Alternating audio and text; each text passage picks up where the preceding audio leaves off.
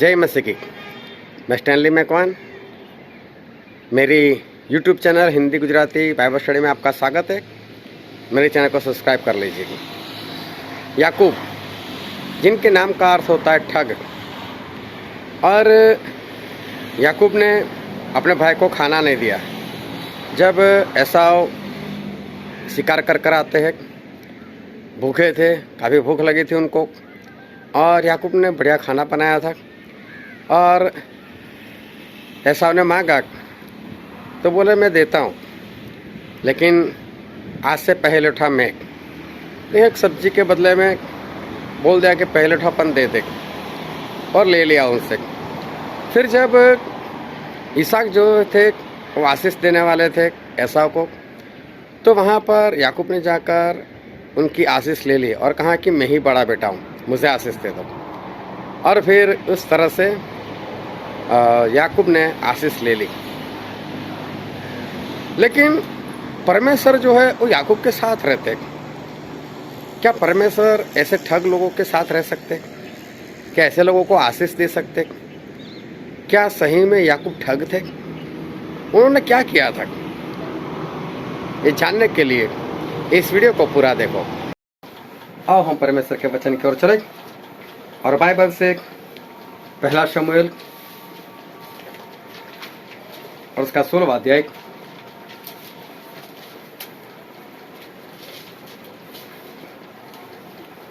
पहला शमूएल उसका 16वां अध्याय, और हम पढ़ेंगे 6 से लेकर 13 वचन तक। पहला शमूएल 16, 6 से 13। जब वे आए तब उसने एलियाब पर दृष्टि करके सोचा, निश्चय। पहला शमूएल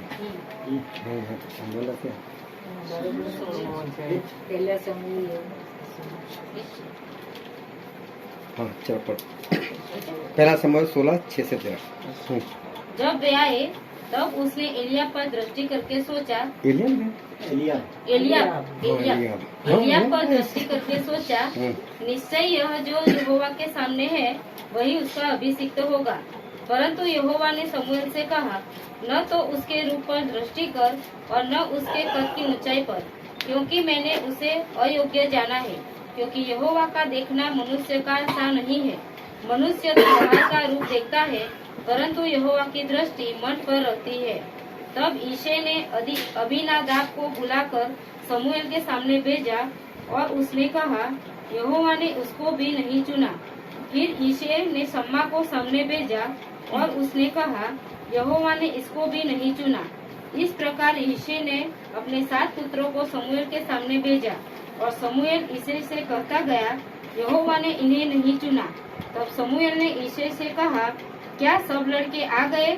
वह बोला, नहीं, छोटा तो रह गया, और वह भेड़ बकरियों को चरा रहा है। शमूएल ने यिशै से कहा, उसे बुलवा भेज, क्योंकि जब तक वह यहाँ न आए तब तक हम खाने को न बैठेंगे। तब वह उसे बुलाकर भीतर ले आया।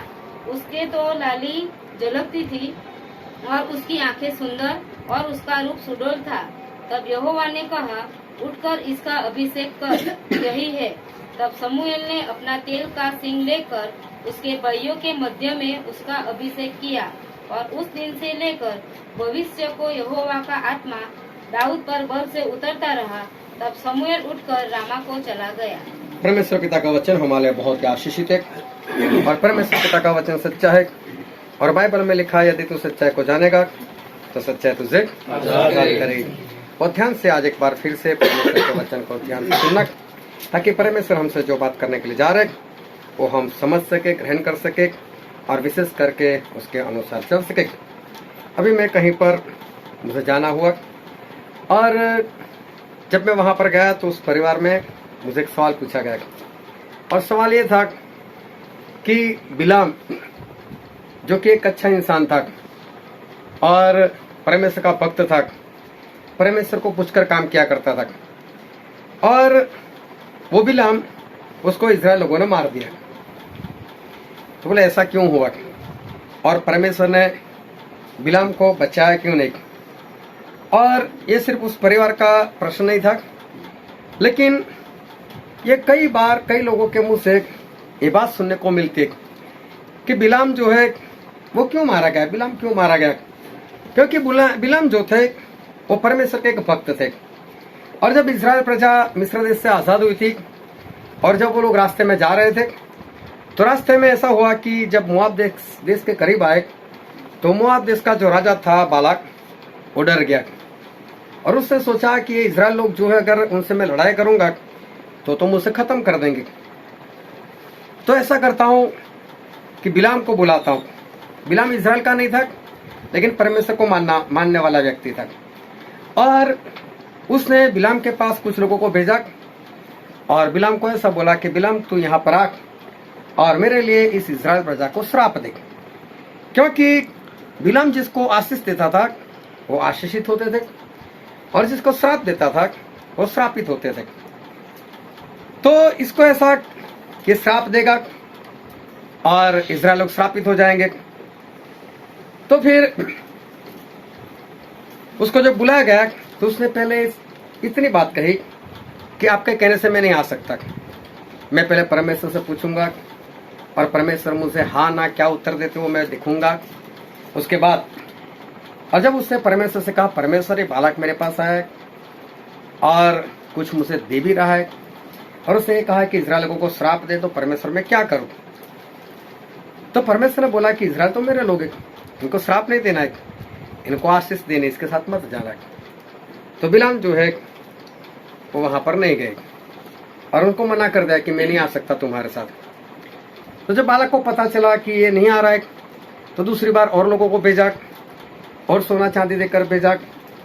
फिर लोग आए, फिर बिलाम से कहा कि बिलाम देख और सोना है और चांदी है, बहुत कुछ है, तू आ इजराइल लोगों को श्राप दे।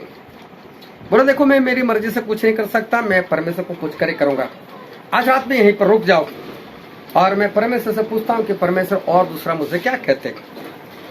तो एक बार तो परमेश्वर ने मना कर दिया था, दूसरी बार इसने पूछ लिया परमेश्वर से कि परमेश्वर मैं जाऊं या ना जाऊं। तो परमेश्वर ने बोला जा। जब परमेश्वर ने बोला जा और बिलाम निकले तो बाइबल में लिखा है कि परमेश्वर का क्रोध बिलाम के ऊपर भड़का। तो लोगों को सवाल होता है कि परमेश्वर ने तो बोला जा और तभी तो बिलाम गया, तो फिर परमेश्वर का क्रोध क्यों भड़कता है? भड़कने का कारण यह था कि परमेश्वर एक बार बोलते बात खत्म हो गई। एक बार उन्होंने हाँ बोल दिया तो हाँ की ना कभी होती नहीं, ना बोल दिया तो कभी ना की हाँ नहीं होती। तो इंसान को समझना चाहिए कि परमेश्वर ने एक बार मना कर दिया, दूसरी बार पूछना ही नहीं, फिर भी बिलाम पूछ रहे और इसलिए परमेश्वर का क्रोध भड़का। और जिस तरह से एक छोटा बच्चा कभी माता पिता के सामने जिद करता है, मम्मी बाजार जाओ, मम्मी बाजार जाओ, पापा बाजार जाओ, नहीं जाना है, नहीं जाना है, नहीं जाना है, वो पीछे पड़ा रहता है, आखिर में माँ या बाप बोल देता है जा यहाँ से। तो उसमें ये नहीं कहना चाहते कि जा तू, मतलब दिमाग मत खा, नहीं जाना है मतलब नहीं जाना है। तो परमेश्वर ने भी कुछ इसी अंदाज में कहा और बिलाम फिर भी चले गए, इसलिए परमेश्वर का क्रोध भड़का। लेकिन उसके बाद जब तीसरी बार जब बिलाम को बुलाने के लिए आए तो बिलाम ने बोला ही नहीं कि मैं परमेश्वर को पूछता हूँ। उसे परमेश्वर से पूछा ही नहीं, उसको मालूम था कि परमेश्वर से पूछेंगे परमेश्वर फिर मना कर देंगे और मेरा सोना चांदी बढ़ता जाता है और ये लेने नहीं देते, छोड़ो अभी पूछना ही नहीं। और वो श्राप देने के लिए चला गया। और उसके बाद जो बिलाम था वो श्राप तो नहीं दे पाया, लेकिन उसके बाद उसने मोआब का राजा जो बालक था उसको बताया कि बालक एक काम कर, अगर इजराइल पुत्र को तू मारना चाहता है तो बोले अपनी लड़कियों को व्यभिचार के लिए छोड़ दे और देखना वो लोग व्यभिचार में फंसेंगे और अपने आप श्रापित हो जाएंगे। और ऐसा ही हुआ और इजराइल के लोग श्रापित भी हो गए। पर इसी कारण इजराइल के लोगों ने उस बिलाम को आखिर में मार दिया कि तेरी वजह से हम फंसे और परमेश्वर ने बोला इसको मार दो। लेकिन ये सारी बातें एक जगह पर नहीं है, ये सारी बातें ढूंढनी पड़ती है। ये शुरुआत होती है गिनती में उसके 22वें अध्याय से, और जब उसका रिजल्ट कि बिलाम ने सही में किया क्या था वो प्रकाशित वाक्य में देखने को मिलता है। और इसलिए लोगों को ऐसा लगता है कि बिलाम अच्छा था, मारा क्यों गया? लेकिन उसका उत्तर जो है वो प्रकाशित वाक्य में लिखा हुआ है, तो लोगों को पता नहीं चलता। तो लोगों की निगाह में कैसा लगता है? बिलाम बहुत अच्छा था, बिलाम परमेश्वर का जन था, लेकिन परमेश्वर उसको अंदर से जानते थे इसके अंदर कितनी लालच पड़ी हुई है और इसके अंदर कैसी झूठी शिक्षा समाई हुई है और किस तरह से उसने बालक को और इजराइल लोगों को व्यभिचार करना सिखाया, ये परमेश्वर जानते थे। चाहे बाइबल पढ़ते हुए लोगों को ना समझ आए, जब तक प्रकाशित वाक्य तक ना पहुंचे, लेकिन परमेश्वर जो है वो इसको जानते थे। परमेश्वर ने मूसा को भी बोला था कि मूसा तू फिरौन के पास जा, और जब तू फिरौन के पास जाएगा और फिरौन को बोलेगा कि मेरे इजराइल लोगों को जाने दे, तो बोले मैं उसका मन हठीला कर दूंगा और ऐसा उसको कठोर कर दूंगा कि वो तुम्हें जाने नहीं देगा। और फिर ऐसा ही हुआ कि फिरौन कठोर हो गया और कठोर हो गया और उसे मना कर दिया कि मूसा मैं नहीं जाने दूंगा। तो फिर क्या हुआ, इजराइल लोग आजाद नहीं हुए। तो परमेश्वर ने मूसा को फिर भेजा, बोले जाओ उसका लहू, पानी जो है उसका लहू बना दे, लेकिन फिर भी नहीं जाने देगा क्योंकि मैं उसको हठीला कर दूंगा। और फिर पानी का लहू किया, मेढक बुलवाए, बहुत कुछ किया, लेकिन फिरौन हठीला बनता गया, हठीला बनता गया और उसने इजराइल लोगों को आजाद नहीं किया। और ऐसा करते करते आखिर में परमेश्वर एक चमत्कार और किया कि मिस्र देश में जितने भी पहिलौठे, मतलब जो पहले पैदा हुए थे से नर बच्चे, उनको मरवा दिया। और उसके बाद फिरौन ने सभी को जाने दिया। और परमेश्वर ने यही बोला था मैं उसको ऐसा हठीला करूंगा, लेकिन जब उसके पहिलौठे मर जाएंगे तब वो तुमको जाने देगा। फिर क्या हुआ, सभी को जाने तो दिया। फिरौन ने मूसा को यह भी बोला कि मूसा मूसा आशीष देकर जा। और फिर इजराइल लोग छूटकर जब उस समुद्र की ओर बढ़े और पता चला कि लोग समुद्र के पास जाकर रुके हुए क्योंकि आगे रास्ता नहीं था, फिरौन को पता चला। एक बार फिर फिरौन हठीला हुआ और फिर इजराइल के पीछे भागा। और उस वक्त परमेश्वर ने बोला मूसा को कि मूसा समुद्र के 2 हिस्से कर दे और निकल जाओ उस पार। और उस पार निकल गए। जब उस पार निकल गए तो पीछे पीछे फिरौन भी अपनी सेना लेकर वो भी समुद्र में चले गए। तो परमेश्वर ने मूसा को बोला मूसा समुद्र को जैसा था वैसा ही कर दे, और जैसा था वैसा ही कर दिया। और फिरौन भी उस समुद्र में मारा गया। अभी लोगों को सवाल होता है कि परमेश्वर ने फिरौन को हठीला किया और इसलिए उसने इजराइल लोगों को नहीं जाने दिया। और उसके बाद वही परमेश्वर उसी फिरौन को समुद्र में मरवा भी देते। तो ऐसा परमेश्वर ने क्यों किया? जब मैं भी बाइबल पढ़ रहा था पहली बार, तो मैंने भी ये सब पढ़ा, तो मैं भी समझता था कि फिरौन तो बचाए जाएंगे, फिरौन बचाए जाएंगे क्योंकि परमेश्वर ने उसको हठीला किया है। लेकिन फिरौन नहीं बचे। तो मुझे भी ये सवाल हो गया था ऐसा क्यों? जब परमेश्वर उसको हठीला बना रहे तो फिर परमेश्वर का फर्ज बनता था कि उसको मारे भी ना, क्योंकि जब परमेश्वर हठीला कर रहे तो फिर उसको मारना भी नहीं चाहिए, लेकिन वो तो मर गया। तो सवाल हो जाता है कि परमेश्वर ने ऐसा उसके साथ क्यों किया। लेकिन जब बाइबल पढ़ते हैं तब पता चलता है कि सही में उसको परमेश्वर ने हठीला नहीं किया था, वो खुद हठीला होता था। और एक बार नहीं, बार बार लिखा है कि फिरौन हठीला हुआ। परमेश्वर का कहने का मतलब कुछ और था कि मैं हठीला करूंगा, इसका मतलब कुछ और था। कुछ और कहने का मतलब परमेश्वर सब कुछ कर सकते, वो सर्वशक्तिमान परमेश्वर है। उनको मालूम था कि ये शैतान जो है उसको हठीला करेगा और शैतान नहीं जाने देगा। लेकिन परमेश्वर चाहते हैं तो फिरौन को पहले से कोमल कर सकते थे, उनमें इतनी शक्ति है। आज भी जितने लोग परमेश्वर को नहीं मान रहे, अगर परमेश्वर चाहे और आसमान से सिर्फ फूंक भी मार दे तो भी अभी से सभी लोग परमेश्वर को मानने वाले बन जाए। ऐसा हो सकता है, हमारे परमेश्वर में वो शक्ति है। लेकिन परमेश्वर करते नहीं जबरदस्ती से, लेकिन उनमें शक्ति है। इसलिए बाइबल में लिखा गया कि मैं उसको हठीला करूंगा, मतलब कहने का मतलब वो हठीला होगा लेकिन मैं बीच में नहीं आने वाला, उसको जो भी कर रहा है वो खुद करे। तो इसलिए ऐसी भाषा में बाइबल में लिखा हुआ है और फिरौन भी मारा गया। लेकिन एक सवाल हो जाता है ऐसा क्यों?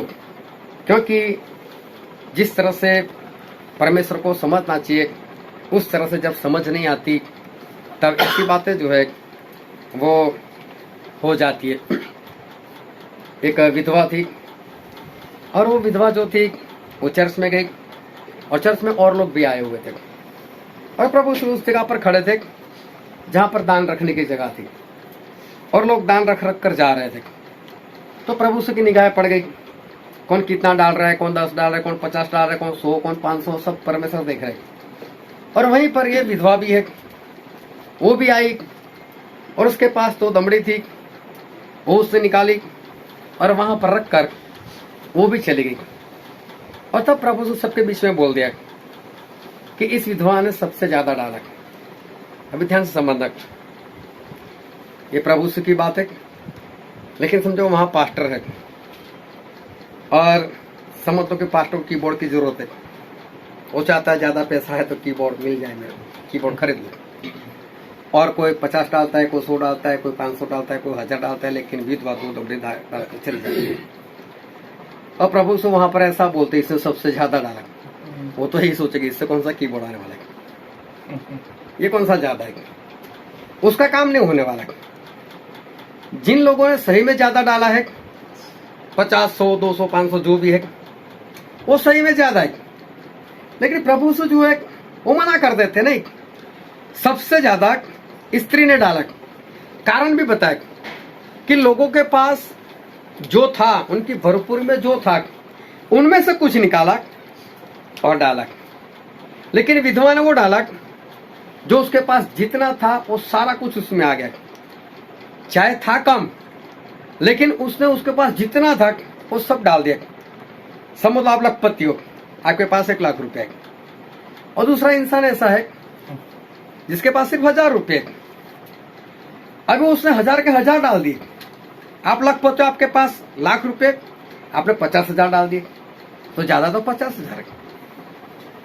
लेकिन आपने आधा डाला, आपके पास जितना था उससे आधा डाला, और उसने बहुत कम डाला, लेकिन कितना डाला, उसके पास जितना था वो सारा। तो प्रभु यीशु ने जो देखा, उनके देखने का जो नजरिया था, उनका जो तरीका था देखने का, वो कुछ अलग से था। और प्रभु यीशु ने ऐसे देखा कि लोग आते हैं, पर्स खोलते हैं और नोट देखते हैं, और उनमें से 1-2 नोट निकाल कर वहां पर रखते हैं, बाकी के नोट अपने पास जेब में, पर्स में वापस लेकर चले जाते। लेकिन विधवा भी आई, मालूम नहीं उसके पास पर्स था या नहीं था, जो भी होगा उसके पास खोला होगा, उसमें हाथ डाला, जितना भी था निकाला, 2 दमड़ी निकली, डालकर चले गई। प्रभु यीशु वो नहीं देख रहे थे कि लोग ने कितना डाला, प्रभु यीशु देख रहे थे लोग कितना वापस लेकर जा रहे। और देखा है कि विधवा ने तो कुछ भी वापस नहीं लिया, इसके पास है ही नहीं कुछ, जितना था उतना यहां डालकर चले गए। तो प्रभु यीशु ने कहा इसने सबसे ज्यादा डाला। तो लोग क्या देखते, जहां पर जो डाला गया वो देखते, और प्रभु यीशु क्या देखते, डालने के बाद कितना ले जाते, प्रभु यीशु वो देखते। ये प्रभु यीशु का काम जो है वो कुछ अलग से है। याकूब, जिसके नाम का अर्थ लोग बोलते हैं ठग होता है, और बाइबल में उसके बारे में बहुत कुछ लिखा है। और जब याकूब की कहानी, उस घटना को जब पढ़ते, तो उसमें भी कई लोगों को सवाल हो जाता है कि परमेश्वर एसाव के साथ नहीं रहते, याकूब के साथ रहते, याकूब के साथ रहते। याकूब कैसा था? और देखो याकूब कैसा था कि एक बार उसका भाई शिकार कर कर आया, भूखा था, प्यासा था, मेहनत कर कर आया था, और वहां पर ये याकूब जो है वो खाना बना कर बैठा था। मालूम नहीं सब्जी कौन सी थी, लेकिन दिखने में लाल लाल थी, और लाल देखकर अच्छा लगता है, सब्जी बढ़िया बनी होगी। हो सकता है उसकी खुशबू वहाँ आसपास में फैल गई होगी, और ऐसा को खुशबू आई होगी, उसकी भूख और बढ़ गई, और उसने बोला कि भाई मुझे खाना दे दे। अभी खाना तो लोग भिखारी को भी दे देते, एक वक्त का तो उसको भी खिला देते, यहाँ तो सगा भाई है, दे देना चाहिए था। लेकिन याकूब मना कर देता है, मैं दूंगा लेकिन ऐसे नहीं दूंगा। तो बोले कैसे? बोले तू पहले उठाए, मैं तेरे बाद पैदा हुआ। तो बोले आज से मैं पहले उठा, बोल, और तू मेरे से छोटा भाई, कबूल है? बोला ठीक है, आज से तू बड़ा, मैं छोटा, चल ज्येष्ठ पुत्र तू, पहले उठा तू। और बाइबल में वहां पर स्पष्ट लिखा है याकूब ने पहलोठा होने का हक खरीदा। खरीदने का मतलब क्या है? उसने एसाव को ठग नहीं लिया, एसाव को कुछ झूठ नहीं बोला, उसने बेचा, उसने सब्जी जो बेची और बदले में पैसे के बदले में मांगा पहलोठापन और एसाव ने दे दिया। तो यहाँ पर ठग वाली कौन सी बात है? लेकिन हमको क्या है, वो बचपन से जो संडे स्कूल में भी सिखाते हैं, याकूब ने ऐसा किया, याकूब ने ऐसा किया, तो दिमाग में भी वही रहता है। फिर हम उसी अंदाज से उसको पढ़ते हैं, याकूब ने सही नहीं किया, याकूब ने सही नहीं किया। फिर याकूब जब अपने ससुराल में जाते हैं और वहाँ ससुर जो है वो जब याकूब उसके पास मांगता है कि मैंने बहुत तेरी मजदूरी कर ली, अब मुझसे भी कुछ दे तो मैं यहाँ से निकलूँ, तो वह ठीक है मैं दे देता हूँ। तो अब की बार जो भेड़ बकरे को जो भी बच्चे होंगे, अगर उसको बिंदी वाले बच्चे होंगे वो तेरे, बाकी सब मेरे। अभी देखो ऐसे कैसे होगा कि बिंदी वाले बच्चे हो। तो याकूब आइडिया लगाता है वहाँ पर कि जहाँ पर जो भेड़ बकरियाँ पानी पीने के लिए जाती थी, तो वहाँ पर वो जो वनस्पति होती थी वहाँ पर ऐसी डिजाइन बना देता है, बिंदी वाली डिजाइन। और एक साइकोलॉजी है कि जो भी गर्भवती स्त्री होती है, अगर वो ऐसा फोटो देख ले, बार बार देखा करे और सोचे कि मेरा बच्चा भी इसके समान हो, इसके समान हो, तो उसकी कुछ असर उसके ऊपर पड़ती है। तो इसी तरह से भेड़ बकरियां भी जाती थी, वो भी सोचती होगी ऐसे डिजाइन वाला बच्चा आ जाए, डिजाइन वाला ही बच्चा है। तो लाबान देख रहा है अभी इतने सारे बच्चे बिंदी वाले, ये कुछ करता है, तो करता तो है लेकिन कौन सा जादू टोना कर रहा है?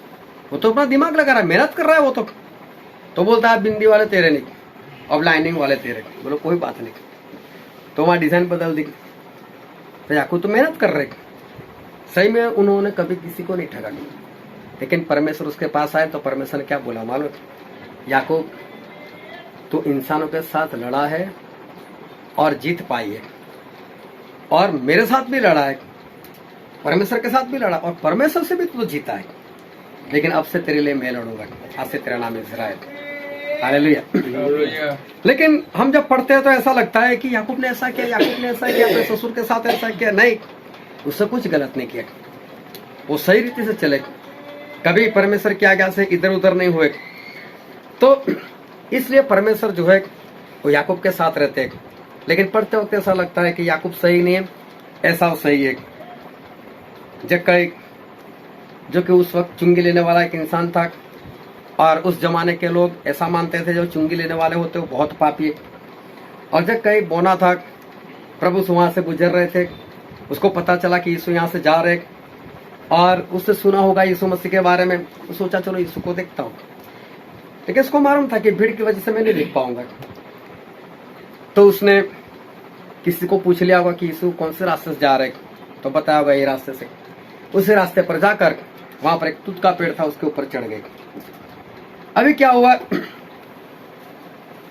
प्रभु से वहीं पर आए और जक्कई को नाम से बुलाए, जक्कई आज मैं तेरे घर आने वाला हूँ। जक्कई तो खुश हो गए, उतरे और प्रभु से को लेकर चले गए। तो वहां की सारी भीड़ बातें करने लगी, ये कैसा इंसान है, हम कब से पीछे पीछे घूमता है, पापियों के घर जाता है, पापियों के घर। लेकिन प्रभु से वहां जाकर उन्होंने क्या प्रचार किया मालूम नहीं, लेकिन जक्कई के जीवन में जो परिवर्तन हुआ कि मेरे पास जितनी भी संपत्ति है आधी मैं गरीबों में बांट दूंगा, बाकी जो बचेगी उसमें से जिनके पास से मैंने ज्यादा जबरदस्ती से ले लिया है उसको 4 गुना लौटा दूंगा। तो प्रभु से ने बोला आज इस घर में उद्धार आया है। अब प्रभु से दूसरी बात बोली, क्योंकि ये भी अब्राहम की संतान है। जिसको लोग बोल रहे थे कि ये पापी है, उसी को प्रभु से ऐसा बोल रहे, ये तो अब्राहम की संतान। और अब्राहम की संतान मतलब आशीषित। ध्यान से समझते रहना कि परमेश्वर क्या कहना चाहते हैं। ये सभी जगह पर हमारा नजरिया और प्रभु यीशु जिस तरह से देखते हैं, दोनों में अंतर है, दोनों में अंतर है। हम कुछ और सोचते हैं और प्रभु यीशु कुछ और सोचते हैं। एक बार एक पास्टर थे और पास्टर एक कंपनी के साथ जुड़ गए, और कंपनी वही जो जिनका कारोबार ऐसा होता है कि नेटवर्क मार्केटिंग, मतलब मेंबर बनाओ और दूसरों को भी समझाओ कि इसमें पैसे डाले, इसमें पैसे डाले। और फिर जैसे जैसे आपके मेंबर बढ़ते जाएंगे, पुरानी बातें याद आ गई तो जैसे जैसे मेंबर बढ़ते जाएंगे ऐसे ऐसे पैसा मिलता जाएगा, बढ़ता जाएगा। अभी पास्टर साहब उसमें बन गए मेंबर बनकर उनको भी तो आगे मेंबर बनाना है।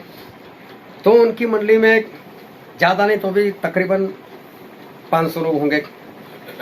और उन्होंने बोल दिया कि देखो परमेश्वर ने मुझे बोल दिया है कि इस कंपनी को ज्वाइन करना है। तो एक ही दिन में 500 मेंबर मुझे नहीं मालूम उसका कितना मिलता होगा, लेकिन कार आ गई, ये आ गया, वो आ गया, पैसे ज़्यादा आ गए। कुछ वक्त निकला और एक कंपनी वाले ने सामने से उनका कांटेक्ट किया, बोले ये तगड़ी पार्टी, क्योंकि ये बोलेगा अपनी कलीसिया को तो मेंबर बहुत ज़्यादा तुरंत बढ़ जाएंगे। और उनको प्लान बताने से पहले कार गिफ्ट कर दी। बोले कार आपकी। अरे बोले मैंने तो कुछ किया नहीं। बोले आप करो या ना करो, कार तो आपकी है। बोले ये तो हम अपनी ओर से गिफ्ट दे रहे हैं। उनको मालूम था कि पहले ही दबा कर रखो, है ना। तो फिर पहले ही कार दे दी, फिर सबको समझाया क्या, कार तो आ गई थी, वो कंपनी भी ज्वाइन कर ली। अभी दूसरी बार लोगों को बताया परमेश्वर भी दूसरी कंपनी दी, इसमें मेंबर बन जाओ। और सही में लोगों को उसमें मेंबर बना दिया। और कुछ वक्त हुआ उस भाई साहब की दोनों किडनी फेल हो गई। चारों लोग बातें करने लगे, तो पास्टर है, इसके साथ ऐसा हुआ। तो कितने बढ़िया पास्टर, कितने चमत्कार होते हैं, इतनी बड़ी कलीसिया, कितने अच्छे इंसान। ये परमेश्वर के दास को ऐसा नहीं हो जाए, परमेश्वर क्यों ऐसा करते, परमेश्वर क्यों ऐसा करते। मुझे भी कई लोगों ने सवाल किया कि तो पास्टर इनके साथ ऐसा क्यों हुआ। मैं नहीं जानता, लेकिन मुझे इतना मालूम है कि परमेश्वर कभी गलत नहीं करते। और बाद में पता चला कैसी सारी घटनाएं हो गई है, ऐसा ऐसा इन्होंने किया है। मेरा बोला फिर तो होगा ही। हमको नहीं पता चलता, इंसान को नहीं पता चलता। उनको तो पास्टर दिखाई देता है, एक ऐसा व्यक्ति दिखाई देता है जिससे चमत्कार होते, लेकिन अंदर से वो क्या कर रहा है हो सकता है लोगों को ना पता, लेकिन परमेश्वर को पता है। दोनों किडनी फेल हो गए, मर भी गया आज, और उस धरती पर नहीं है। और एक बार ऐसे एक पास्टर 3 दिन की मीटिंग की, बढ़िया मीटिंग हुई। और 3 दिन की मीटिंग के बाद काफी चमत्कार हुए। उसके बाद दूसरे ही हफ्ते में वो मर गए। और मरने का कारण ये था जो सुनने में आया कि उसको किसी ने जहर पिला दिया था और जहर के कारण मौत हो गई।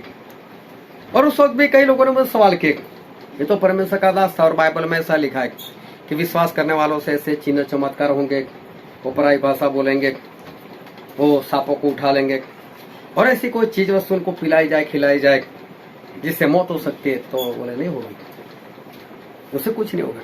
अभी सब लोग वचन से मेरे साथ बात कर रहे हैं, बाइबल में तो ऐसा लिखा है, इतने चमत्कार होते हुए हमने देखा है, ये परमेश्वर का दास मर क्यों गया। मेरे पास कोई उत्तर नहीं, मुझे मालूम ही नहीं था, तो मालूम नहीं ये क्यों मर गया। लेकिन मैं इतना जानता हूं कि परमेश्वर गलत नहीं करते। और फिर धीरे धीरे वो बात मेरे सामने आई। और बात ऐसी थी कि भाई साहब जब मैसेज देते थे तो मैसेज में वो डेमो ज्यादा करते थे, लोगों को आगे बुलाना, उनके जरिए कुछ सिखाना, कुछ नाटक जैसा करना, इस तरह से लोगों को सिखाना, लोगों को आसानी से समझ में आ जाए। और फिर ऐसा करते करते पब्लिक को भी ऐसा लगता है ना कि मैं आगे भाग कर जाऊं, स्टेज पर लोग मुझे भी देखे। तो तीसरे दिन उन्होंने ऐसा बोला 30 लोग चाहिए मुझे, और 30 लोग आ जाए जल्दी स्टेज पर। अभी वहां पर पहुंच गए 49-50 में कम, बोले 19 ज्यादा है, 19 लोगों को वापस, 19 लोग चले जाओ वापस। तो चले भी गए। फिर उन्होंने कहानी बताई, सच झूठी वो जाने। कहानी ऐसी बताई कि एक बार मेरे घर में एक पास्टर आए और मेरे पास एक सेकंड हैंड स्कूटर था। और पास्टर आए तो पवित्र आत्मा ने मेरे दाहिने कान में ऐसा बोला, ये पास्टर आए, इसके पास स्कूटर नहीं है, इसका स्कूटर गिफ्ट दे दे। तो बोले इधर भी शैतान आ गया बाएं कान में, और वो बोलने लगा नहीं तेरे पास एक तो स्कूटर है, वो भी से करने लगा। कल से तू क्या करेगा, दे देगा। तो इधर पवित्र आत्मा बोल रहा दे दे दे दे, ये शैतान बोल रहा नहीं देना है, नहीं देना है। बोले मैं स्कूटर लेकर भाग गया, लेकिन फिर भी पवित्र आत्मा की आवाज में वापस आया, छोड़ो यार, पवित्र आत्मा बोलते हुए वही कर रहे थे।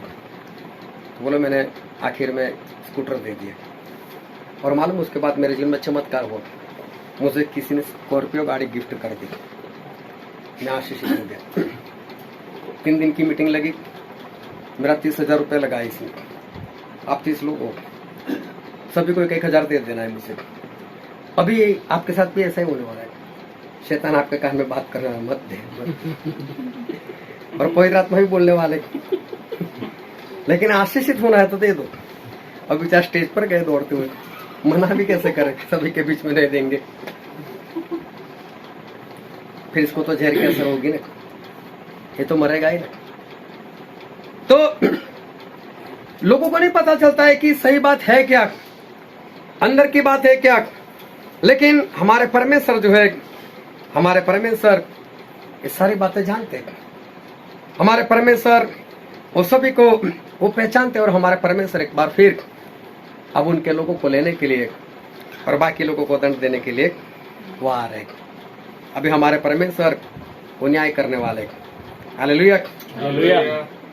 जब न्याय करेंगे तो मत्ती 25 में ऐसा लिखा है, पढ़ना नहीं है कोई बात नहीं, सब पढ़े हुए हम लोग। मत्ती 25 और 31 से लेकर 46 तक पढ़ लेना घर पर जाकर।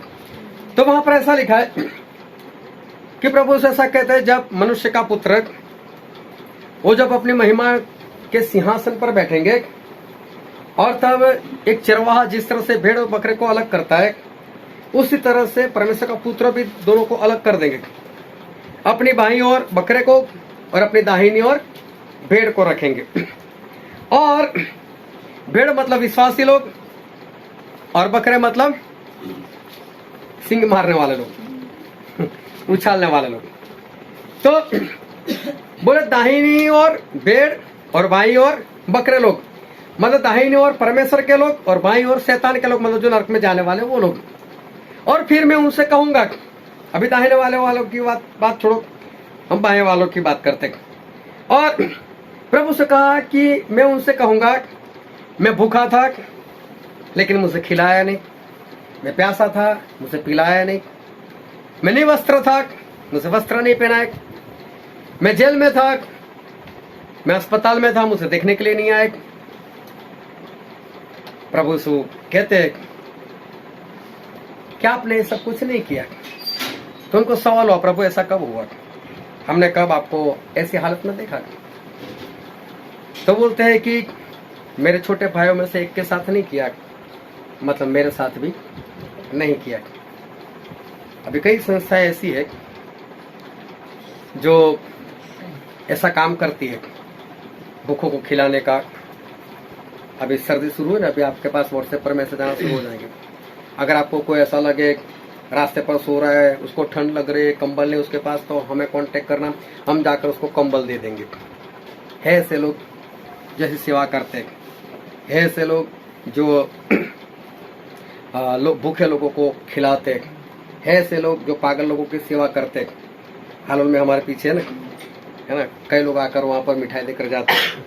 इस बार हमको भी देकर गए, हमारे पास भी है। अभी क्या ऐसी संस्था में काम करने वाले, या तो ऐसी काम करने वाली संस्था है, क्या वो सब परमेश्वर उठा लेंगे उनको अपने पास? क्योंकि बाइबल में लिखा है, मैं भूखा था मुझे खिलाया, मैं प्यासा था मुझे पिलाया, मेरे पास कपड़े नहीं थे आप लोगों ने मुझे कपड़े दिए, और इसलिए स्वर्ग में प्रवेश करो। तो ये काम तो इन लोगों ने किया। चलो उनकी बात छोड़ो, कल से आप ये काम शुरू कर दो। बाहर जाओ, किसी को भूखा देखो उसको खाना खिला दो, किसी के पास कपड़े नहीं, 2 जोड़ी कपड़े देकर आओ। कोई अस्पताल में है या तो कोई जेल में, जाकर उनसे भी मिलकर आओ, उनके लिए प्रार्थना कर आओ। तो क्या इतना करने से स्वर्ग में चले जाओगे? समझदार तो सब है, लेकिन बाइबल में तो यही लिखा है ना कि खिलाओ पिलाओ कपड़े पहनाओ खबर लो, यही सारी बातें लिखी हुई है। तो इसका मतलब अगर हम ये कहते हैं और हम ये समझते कि ऐसा करने से भी स्वर्ग में नहीं जाएंगे, तो इसका मतलब प्रभु यीशु ने लिखा है वो कुछ और लिखा है ना, वो समझ कुछ और है। ये आत्मा की बात है, ये शरीर की बातें नहीं है। मैं भूखा था, मगर जो वचन के भूखे। कई लोग ऐसे जिनको वचन चाहिए, कई लोग हैं ऐसे जो वचन सुनना चाहते हैं, उनके पास वचन नहीं है। मुझे एक फ़ोन आया था और उस भाई साहब ने मुझसे बताया, बोले हमारे पूरे गांव में मैं अकेला मसीह को मानता हूँ और दूसरे लोग जो उनको तो यीशु क्या है वो ही नहीं पता है कि यीशु मसीह नाम का कोई परमेश्वर, यही नहीं मालूम बोले उनको। मैंने बोला फिर आपने कैसे जान लिया? बोले मैंने जान ऐसे लिया कि मैं एक बार वीडियो देख रहा था, मालूम नहीं कौन सा वीडियो मेरे पास आ गया यूट्यूब के ऊपर, तो उसको देखा तो उसमें ऐसा कुछ था और वो भाई साहब उसने जो वीडियो देखा वो था पंजाब का। वो पूरी फैमिली को लेकर पंजाब जाकर आया। बोले ऐसा भी होता है, ऐसा भी परमेश्वर है, वहां जाकर आया। और वहां से उसको पता चला कि गुजरात में भी है ऐसे लोग। वो सोच में पड़ा गुजरात में भी है और नाम मिला मेरा। मुझे फोन आया, भाई साहब आप ये ऐसा है कुछ, यीशु मसीह को जानते हो? बोला हाँ। बोला आप ऐसा काम करते हो? बोला हाँ। बोला आओगे मेरे पास? जब मैं उनसे मिला तो मुझे पता चला कि उनके गांव में कोई भी नहीं है, किसी को यीशु का नाम तक नहीं मालूम। सोचो कितने भूखे प्यासे कहां कहां पर जाते।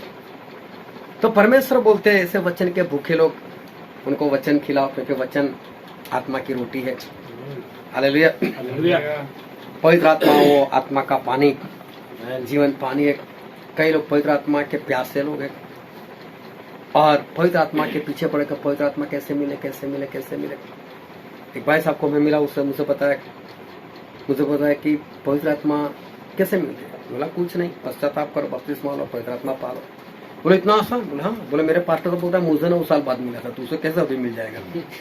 तो खुद प्यासा था, उसको पवित्र आत्मा चाहिए। कितने ऐसे लोग हैं कि जिनके पास शिक्षा नहीं है, जिनके पास ये समझ नहीं है, जिनको समझाने वाला कोई नहीं, पवित्र आत्मा के प्यासे, उनको पवित्र आत्मा चाहिए। कितने लोग आत्मा में बीमार पड़े हुए लोग हैं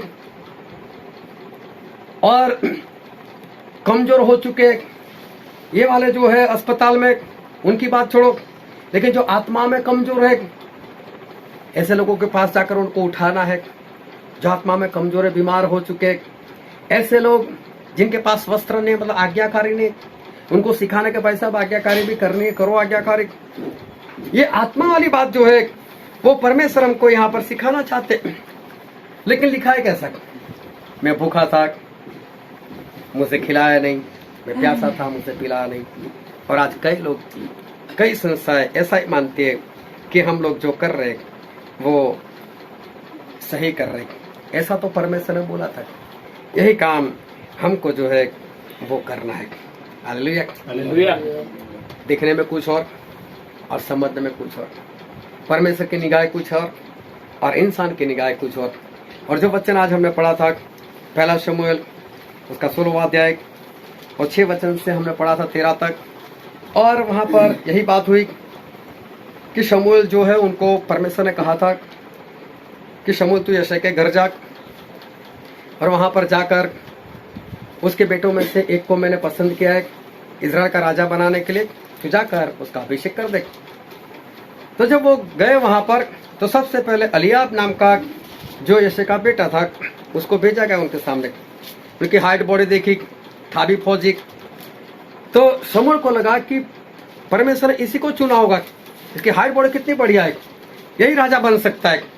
तो उसने तो तेल उठाया और जैसे सर पर डालने के लिए जा रहे, अभिषेक करने के लिए जा रहे, और परमेश्वर की आवाज आई, हे शमूएल इसका अभिषेक नहीं करना है। और कोई पढ़ो तो उसका 7वां वचन, परंतु यहोवा ने शमूएल से कहा, न तो उसके रूप पर दृष्टि कर, ना उसके रूप पर दृष्टि कर, और न उसके कद की ऊंचाई पर, ना उसके कद की ऊंचाई के ऊपर तू गौर कर, क्योंकि मैंने उसे अयोग्य जाना है। क्योंकि मैंने उससे अयोग्य जाना है।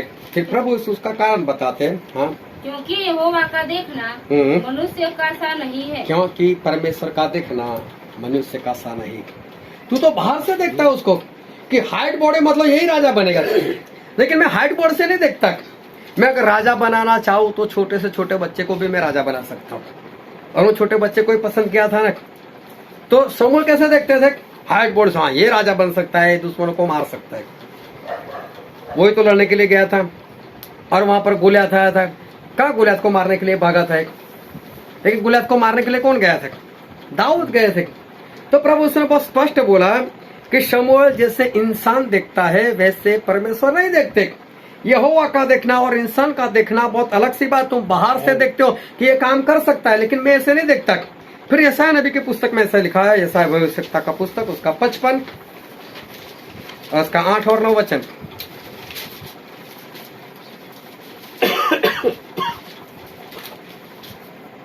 क्योंकि यहोवा कहता है, मेरे विचार और तुम्हारे विचार एक समान नहीं है। हाँ, प्रभु कहते हैं, इंसान को कहते हैं कि इंसान तेरे विचार और मेरे विचार एक से नहीं है।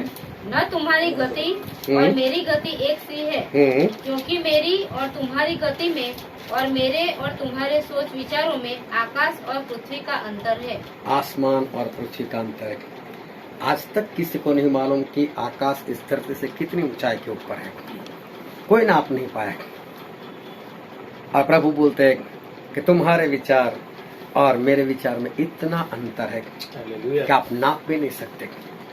तुम क्या सोचते हो और मैं क्या सोचता हूँ, उसमें आसमान जमीन का अंतर है। क्या खिलाना क्या पिलाना ये कुछ और है, इंसान का समझना वो कुछ और है। अब एक सवाल करता हूँ कि प्रभु से तो कहते हैं कि जब मैं भूखा था तब मुझसे खिलाया, मैं प्यासा था तो मुझसे पानी पिलाया, मैं नग्न अवस्था में था तो मुझसे वस्त्र पहनाए, मैं जेल में था तो आप मुझे देखने के लिए आए, जब मैं बीमार था मेरी मुलाकात की, और जब मैं परदेसी था तो मुझे अपने घर में रखा। इस कारण मैं तुम्हें स्वर्ग में लेता हूँ। तो आज सवाल ये है कि क्या मैंने ऐसा किया है कि नहीं? क्या ये वचन हमको मालूम है? ये वचन हमने पढ़ा हुआ है, ये वचन हमने समझा हुआ है, तो क्या ये काम किया हुआ है कि जिसके कारण आज इंसान वो स्वर्ग में जा सके? क्या ऐसा काम, ये खिलाना पिलाने का काम कभी किया है? लोग तो कहते हैं फैशन है, उसमें कौन सी बड़ी बात है, दुनिया के साथ चलो, थोड़ी फैशन करने से क्या हो जाएगा? क्या परमेश्वर इतनी फैशन के लिए नरक में डाल देंगे क्या? ये तुम्हारी सोच है, सही में डाल देंगे, वो सही में डाल देंगे। फैशन क्या, उनको कपड़े तक नहीं पसंद थे, कहाँ आदम और हवा को कपड़े दिए थे? वो तो पाप की वजह से पहनने को आया, ये तो श्राप है। इंसान की सोच कुछ और, थोड़ी सी फैशन, लेकिन परमेश्वर की सोच जो है वो तो कुछ और ही है। चाहे इंसान समझे एक दो गहने पहनने से क्या हो जाएगा, लेकिन परमेश्वर की सोच वो तो कुछ और है। बोले गहने निकाल वरना मैं तेरे अंदर आऊंगा तो किसी को नहीं छोड़ूंगा, मैं सबका नाश कर दूंगा। और इस्राएल लोगों ने वही जंगल में गहने जो है वो उतार दिए। लोगों की सोच और परमेश्वर की सोच में बहुत अंतर है, और इसलिए कई बार हम नहीं समझ सकते। हम बाहर से देखते, लोग तो बोलते हैं हम राजाओं के राजा की संतान है, हम प्रभु के प्रभु की संतान है, लेकिन प्रभु क्या बोलते हैं? एक वचन हम पढ़ते हैं, यूहन्ना रचित सुसमाचार उसका 8वां अध्याय और उसका 39 वचन।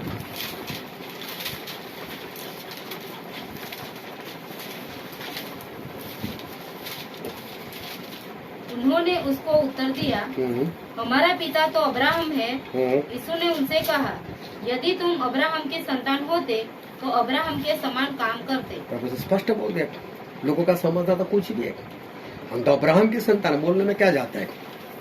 जबान को कौन सा कष्ट पड़ता है? बोल दो मैं अब्राहम की संतान। लेकिन प्रभु से क्या बोलते हैं? अब्राहम की संतान होते तो अब्राहम के काम भी तो दिखते, अब्राहम वाले काम भी तो करते, है तो नहीं काम, तो कौन से अब्राहम की संतान? फिर उसका 44वां वचन, तुम अपने पिता शैतान से हो और अपने पिता की लालसाओं को पूरा करना चाहते हो। प्रभु स्पष्ट बोल दिया है, तुम तो अपने पिता शैतान से हो। देखो इस्राएल प्रजा वालों को ऐसा बोला, जो उनकी अपनी प्रजा है, अपने लोग जिनको मानते, उनको भी प्रभु ने बोल दिया कि तुम तो अपने पिता शैतान से हो और शैतान की लालसाओं को पूरी करना चाहते हो। फिर क्या लिखा है? वह तो आरंभ से हत्यारा है और सत्य पर स्थिर न रहा, क्योंकि सत्य उसमें है ही नहीं। जब वह झूठ बोलता तो अपने स्वभाव ही से बोलता है, क्योंकि वह झूठा है और झूठ का पिता है। वो झूठा भी है, झूठ का बाप। ये लोग तो बोलते थे कि नहीं हमारा पिता तो अब्राहम है, तो हमारी सोच तो कुछ भी हो सकती है, हम तो कुछ भी बोले, लेकिन प्रभु यीशु को मालूम है तुम कौन किसके बच्चे हो। तो प्रभु यीशु ने उनको बोल दिया तुम तो शैतान की औलाद हो, तुम अब्राहम की औलाद नहीं है, क्योंकि अब्राहम की औलाद होते तो अब्राहम के काम जो है वो दिखाई देते। लोग तो सोचते हैं कि हाँ प्रभु यीशु दयालु है, कृपालु है, लेकिन बाइबल में तो ऐसा लिखा है, हम पढ़ते हैं इब्रानी उसका 10वां अध्याय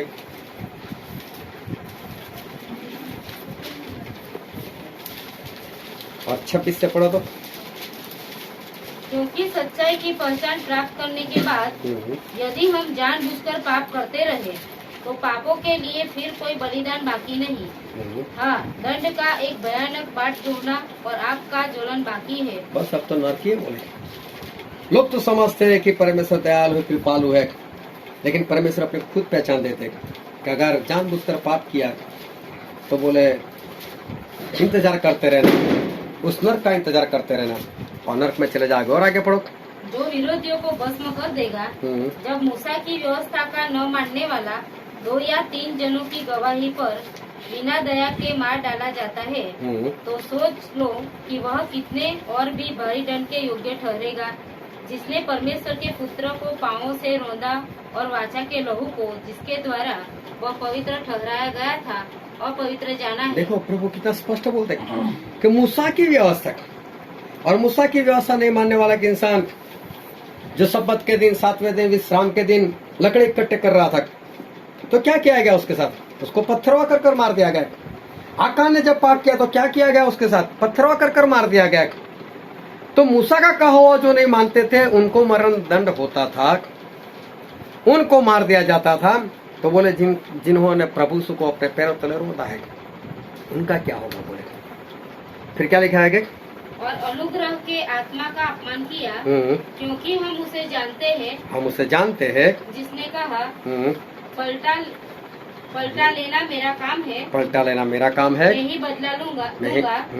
और फिर यह कि प्रभु अपने लोगों का न्याय करेगा। हाँ, जीवते परमेश्वर के हाथों में पड़ना भयानक बात है।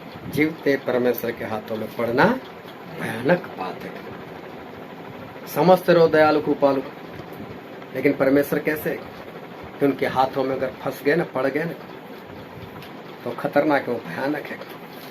हमारी सोच तो कुछ भी हो सकते है, लेकिन परमेश्वर खुद अपनी पहचान देते, मैं अलग से हूँ। आप चाहे जो भी सोचो मेरे बारे में, लेकिन मैं कुछ और हूँ। और फिर 12वें अध्याय में पढ़ो उसका 29 वचन।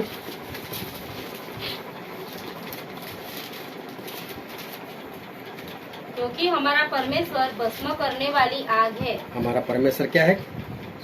भस्म करने वाली आग है।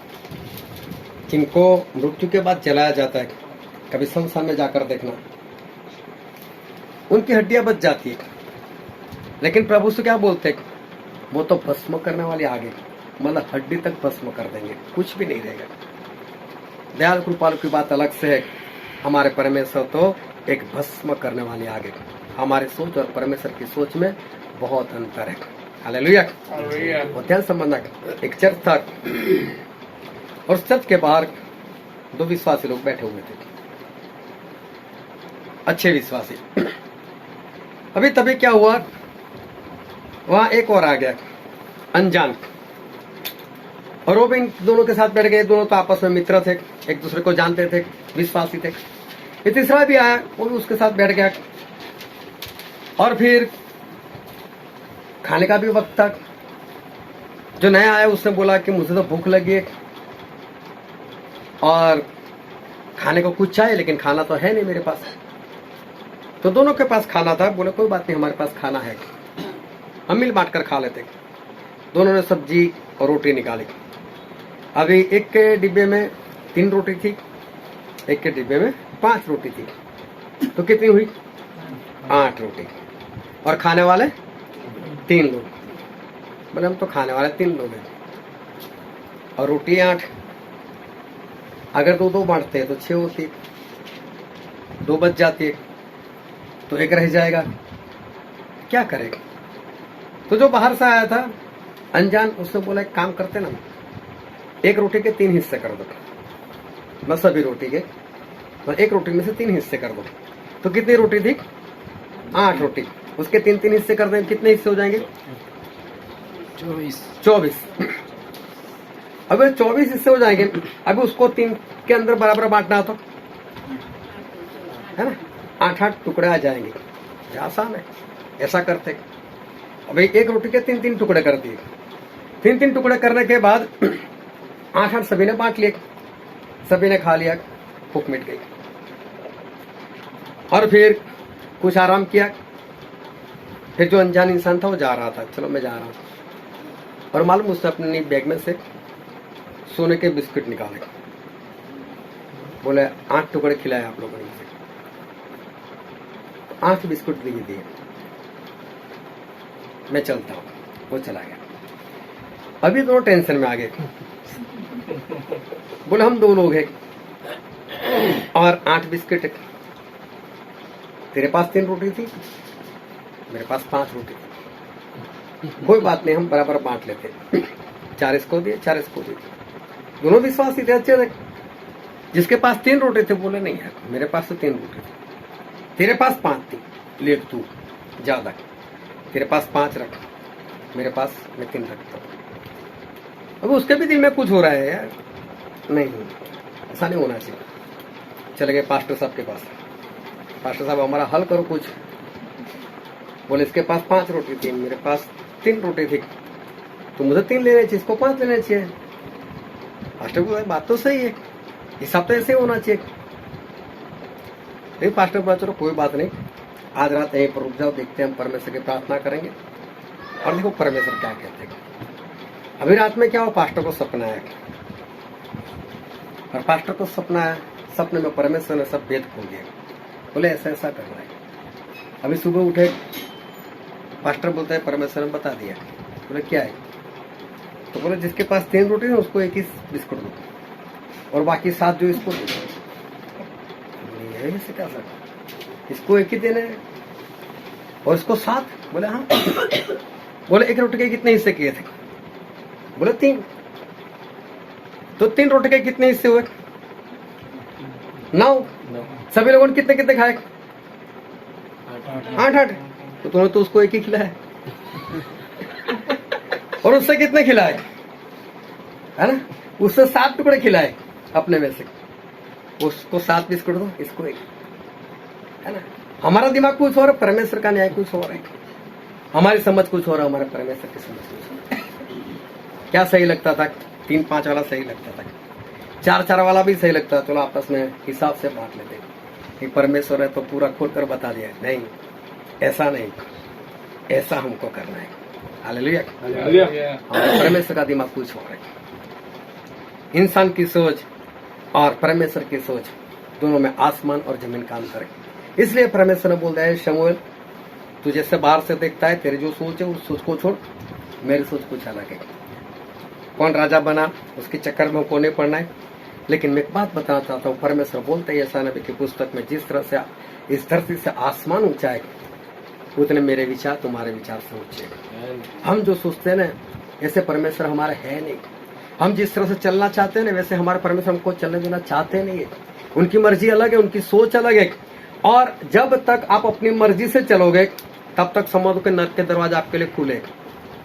लेकिन परमेश्वर की मर्जी के हिसाब से चलोगे, परमेश्वर की सोच से चलोगे, तो ही स्वर्ग का रास्ता आपके लिए, और वही सच्चा रास्ता है। इसीलिए बहुत सारे रास्ते मिलकर स्वर्ग में नहीं पहुंचाते, लेकिन एक ही रास्ता है, और वो कौन है? प्रभु यीशु कहते हैं, मार्ग सच्चाई और जीवन मैं हूं। वो अकेले सच्चाई है, वो अकेले रास्ता है, उसी रास्ते से हमें जीवन मिलेगा, क्योंकि जीवन भी वो ही है। तो आप अपने हिसाब से सोचकर कभी भी परमेश्वर के पास नहीं जा सकते, परमेश्वर की सोच से सोचकर ही हम जा सकते। इसीलिए होता क्या है, हम पढ़ते एक वचन, भजन संहिता उसका 50वां अध्याय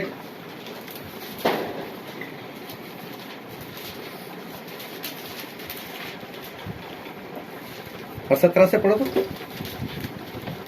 तू तो शिक्षा से बैर करता और मेरे वचनों को तुच्छ जानता है। परमेश्वर बोलता है, तू तो मेरे वचनों को तुच्छ जानता है। जब तूने चोर को देखा, जब तूने चोर को देखा, तब उसकी संगति से प्रसन्न हुआ, तब तू उसकी संगति से प्रसन्न हुआ, और परस्त्री कामियों के साथ भागी हुआ। जो व्यभिचारी लोग हैं उसके साथ तू उसका सहभागी हुआ। बहुत ध्यान समझना, परमेश्वर एक इंसान के साथ बात करते हुए कह रहे, आज हमसे कह रहे कि तूने ऐसे ऐसे काम किए, और आगे पढ़ो। तूने अपना मुंह बुराई करने के लिए खोला हाँ। और तेरी जीभ छल की बातें गढ़ती है। तू बैठा हुआ अपने भाई के विरुद्ध बोलता और अपने सगे भाई की चुगली खाता है। बोलो तू ऐसे ऐसे काम करता है, चोर का सहभागी हो जाता है, निंदा करने लगता है, अपना मुंह खोलकर गंदी बातें करता है, तू छल करता है, ये करता है, वो करता है। प्रभु सब बातें बता रहे। फिर यह काम तूने किया, ऐसे ऐसे काम तूने किए हैं और मैं चुप रहा। और मैं चुप रहा। इसीलिए तूने समझ लिया कि परमेश्वर बिल्कुल मेरे समान है। हाँ, इसलिए तूने क्या समझ लिया? परमेश्वर मेरे समान है। इंसान पाप करते जाता है, पाप करते जाता है, उसे कुछ नहीं होता है, कोई दंड नहीं, कोई सजा नहीं, कुछ भी नहीं। उसका जीवन जैसे चलता था वैसे चलता ही रहता है, चलता ही रहता है। और उसको ऐसा लगता है कि परमेश्वर मेरे जैसे, तभी तो बोल नहीं रहे। मैं तो जैसे चलता हूँ वैसे चल ही रहा हूँ, मैं तो पाप में भी हूँ, चाहे सेवक कुछ भी सिखाए, लेकिन मैं जैसे जीवन जीता हूँ मैं जीता हूँ और मुझे कुछ भी नहीं होता, कोई दंड मुझ पर नहीं आता। तो इंसान को क्या लगता है कि परमेश्वर भी मेरे जैसे ही है, वो तो कुछ बोल नहीं रहे। लेकिन फिर परमेश्वर क्या बोलते हैं? परंतु मैं तुझे समझाऊंगा, लेकिन मैं तुझे समझाऊंगा और तेरी आंखों के सामने, और तेरी आंखों के सामने सब कुछ अलग अलग दिखाऊंगा, सब कुछ अलग अलग बताऊंगा। तेरे एक एक पापों को मैं गिनती के अनुसार तेरी निगाह के सामने में रख दूंगा। परमेश्वर बोलते चाहे आज मैं तुझे कुछ नहीं बोलता, इसका मतलब ये नहीं कि मैं तेरे जैसा हूँ। इंसान क्या समझ लेता है? परमेश्वर मेरे जैसे है, मैं जैसा समझता हूँ वैसे ही मेरे परमेश्वर ऐसे नहीं है। परमेश्वर की सोच बाइबल में लिखी है, परमेश्वर का स्वभाव बाइबल में लिखा है, वो कैसे सब कुछ लिखा है। वो बोलते दाऊद वो तो मेरा भक्त है, लेकिन दाऊद ने जब गलती की तो परमेश्वर ने उसको भी छोड़ा नहीं, यहाँ तक कि हमें कहने से भी डरा नहीं। उन्होंने बिंदास से बाइबल में लिख दिया कि दाऊद ने गुनाह किया तो गुनाह किया, लिख दिया बाइबल में। मूसा के बारे में बोला मूसा जैसा भविष्यवक्ता आज तक पैदा नहीं हुआ, लेकिन मूसा ने भी गलती की तो परमेश्वर ने लिख दिया मूसा से भी गलती हुई। हमारे परमेश्वर कुछ अलग है, हम जैसा सोचते वैसे नहीं है। उनकी सोच, उनका स्वभाव सारा बाइबल में लिखा हुआ है। उनकी सोच से चलोगे, उनकी समझ से चलोगे और उनके कहने के अनुसार चलोगे तो वही स्वर्ग का रास्ता है और आप स्वर्ग में पहुंच जाओगे। लेकिन आप अपनी मर्जी से चलोगे, अपनी सोच से चलोगे, अपनी समझ से चलोगे, क्या होता है इतने से? तो समझ लो नरक के दरवाजा आपके लिए खुले, वहीं पर पहुंच जाओगे। और इसलिए अपनी सोच का सहारा मत लो, लेकिन परमेश्वर की जो सोच है वो बोलते हैं कि जिस तरह से इंसान दिखता है वैसे मैं नहीं दिखता। हमें हमारी निगाह को बंद करना है, हमें परमेश्वर की निगाह से देखना है। हमें हमारी सोच से बाइबल को नहीं पढ़ना है, हमें परमेश्वर की सोच से बाइबल को पढ़ना है ताकि हम बचाए जाए। हालेलुया। आओ हम सभी अपनी आंखों को बंद करें, अपने मस्तकों को प्रभु से आगे झुकाए। जो राजाओं के राजा है, जो प्रभु के प्रभु है, जो हमारे बीच में है। मेरे प्रियो, ये वक्त है कि हम अपने आप को जांचें, हम अपने आप को परखें, अपने आप से सवाल करें, अपनी आत्मा से, अपने हृदय से सवाल करें। क्या मैं बाइबल को, मैं परमेश्वर को मेरी सोच से लेता हूं, मेरी समझ से लेता हूं,